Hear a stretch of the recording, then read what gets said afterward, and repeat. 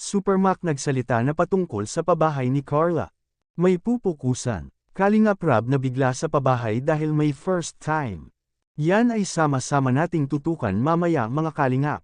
At kung nagustuhan nyo po ang ganitong klaseng reaction video, paki-like at subscribe naman po para lagi kayong updated sa susunod kong mga uploads.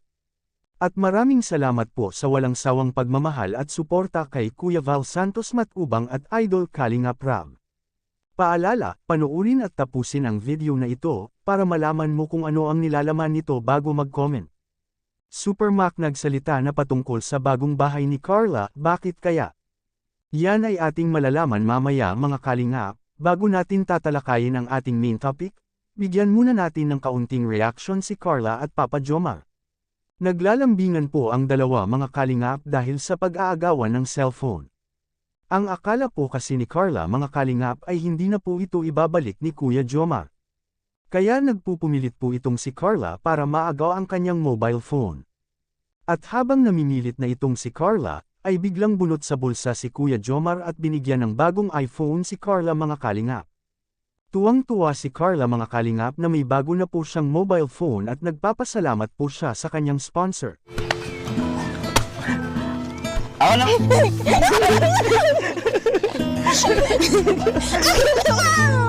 Ha? Oh, ito na.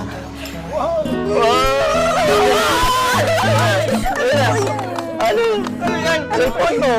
Binabalik ko na baga. Ngayon balik tayo sa topic mga kalingap. Nagsasalita na si Supermac mga kalingap sa pabahay ngayon ni Carla, habang siya ay ini-interview ni Idol Rab. First time pala itong pabahay ng Team Kalingap.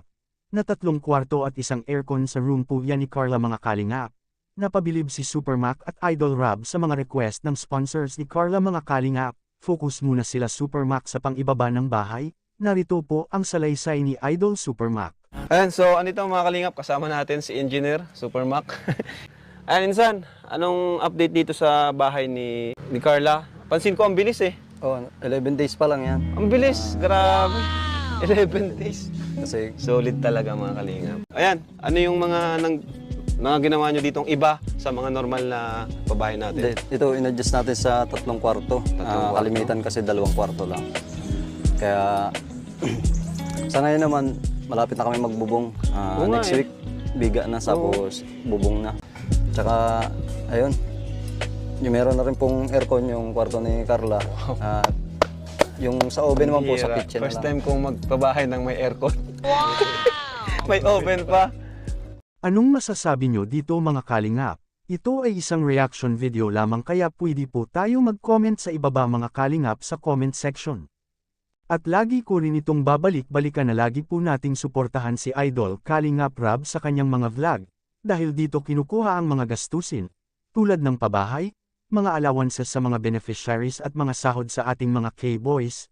Hanggang dito lang po muna ang Kalingap Reacts TV official update ngayong araw mga kalingap. Huwag kalimutang mag-like at subscribe at i-on ang notification bell for more updates. Maraming salamat po, mabuhay tayong lahat. God bless us all.